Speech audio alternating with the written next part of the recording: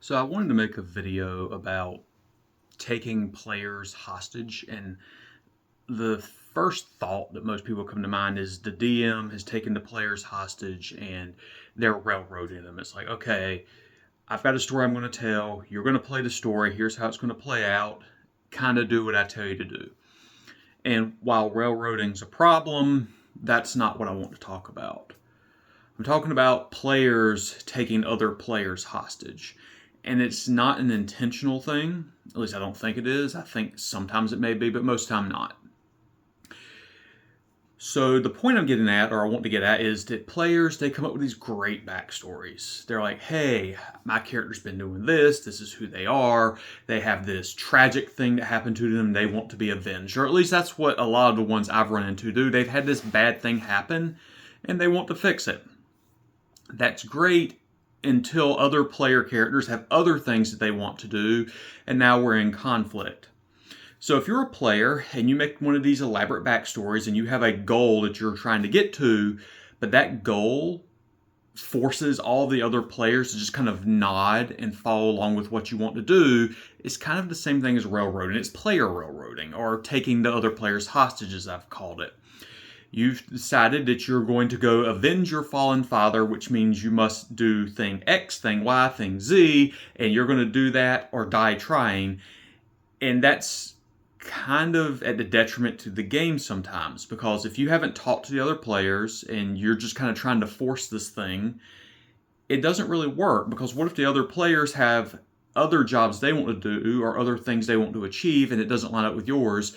Then we run into like a player conflict, not even a character conflict, but a player conflict. It's like, well, I'm not having fun because I can't play out my story.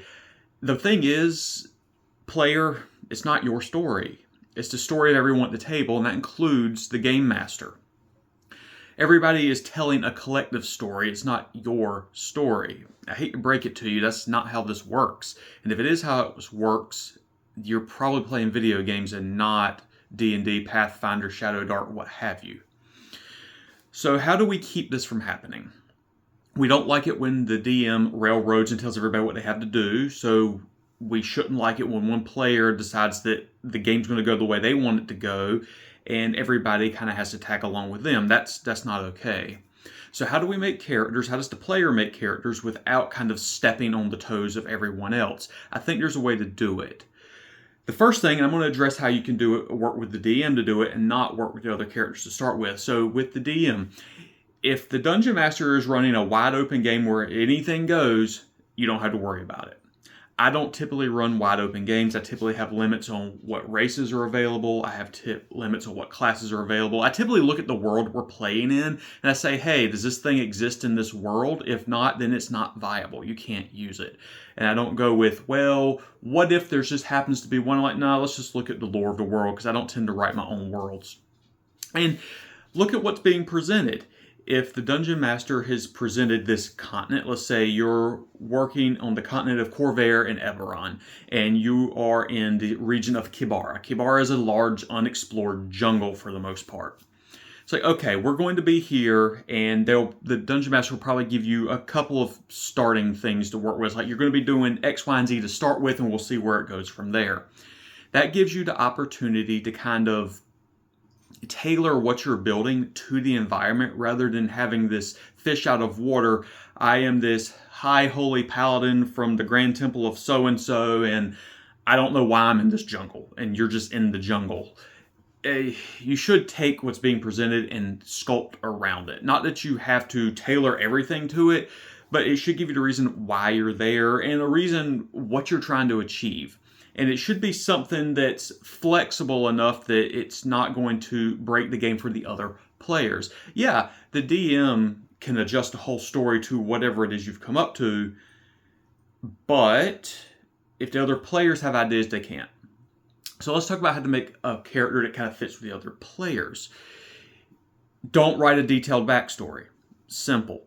You can write a backstory, but the backstory needs to not expect that your character has already lived this long life of adventure and you're trying to fit into it. Write a character that can grow. Rather than being High Holy Paladin of Grand Temple somewhere, you are starting out following this deity, and you have not yet achieved your first goal to rank up in your order. Something like that. And that order, that goal can be kind of nebulous. It doesn't have to be locked in place. You can work with the other players to see what their goal is or what individuals ones wants to do, and you can kind of work your thing into it because the DM will probably work with you. It's like, okay, you need to achieve this thing, and y'all can come up with what the thing is rather than showing up going, the thing is this. The thing is I must slay 37 dragons and pull their teeth out. No, no, that's not going to work. That's way too specific. Be more general and be willing to let your character grow rather than showing up at the table with the character idea and story written in your head. All you need to show up with is, why is my character an adventurer rather than working a day job? And if it's super rigid, then it's going to cause conflict with other players if they want to go do something. And this applies to all the players. If everybody comes up with kind of a loose framework of what they kind of think their person is and let them grow as they play rather than showing up with a pre-made character that it has to be played this way and there is no character growth, that second one, showing up pre-written, this is who it is, no changing, that's going to cause problems. What doesn't cause problems is the loose approach. My person is generally this. I've got a player, the player's playing as an inventor. The inventor's whole goal is, I want to make cool stuff. That's very loose. That can be worked with pretty much anything the other players want to go do. The inventor's like, hey, can I find something along the way and add to my cool collection of things I'm building? Absolutely. Now we've got a goal that can be worked with. It can be twisted and morphed and changed into whatever we need it to be changed into. And it's not the, I must do this, I must do that. My grand invention's a death ray, and if I don't build the death ray by next week, I can't play the game because I'm not having fun. Keep it loose, keep it fluid. It'll be more fun that way. So the other thing is when you're starting, especially if you're starting a new campaign, but even if you're starting in the middle of something, talk to the other players and see kind of what they want to do. I've seen this advice in several places. If you show up with already a pre-formed group, it's like y'all have already known each other. We don't have to go through the awkward, why do I trust you? I don't know who you are. Why would I follow this person? Because I've seen that a lot. A lot of people show up with this idea that, hey, I don't know any of you people. I don't trust you people. And we are going to fight about it for 2 sessions before we decide to do anything because I don't know why I would trust you. I think if the players got together, some people call it session 0, I think the players can do it outside of the DM even being there. Just kind of work with who they want their people to kind of eventually end up being so they can kind of grow the characters together. And that's fine. I mean, it helps group cohesion, helps player cohesion. I'm not even really talking about character development so much as I'm talking about player cohesion at this point. And work it out and kind of see where you kind of want to go with it. And then you can kind of tailor make your group before you even start, and they can grow together. That's going to be more organic, and I think it gives you a lot of freedom to kind of grow the game and not just the characters. So you can kind of twist and turn as the story goes. And this is all assuming that you don't have a GM that's kind of railroading the thing, because that's a problem in itself, but I'm not going to get into it. So yeah, write less rigid backstories. Write characters that can grow and they're not set in stone when you get to the table. Write these growing characters with the other players so you can kind of grow together rather than have this conflict of, well, I want to go do A and I want to go do B. Well, we're going to fight about and go separate ways because I don't trust him anyway. That kills the game. Come up with things that you can do together. And then just have fun with it. Don't feel like you're forced into anything. It's like, well, we said we're going to go and kill the dragon. We don't have to go kill the dragon, but there may be consequences if you don't kill the dragon, and you may be known as the party of dragon slayer cowards that never did.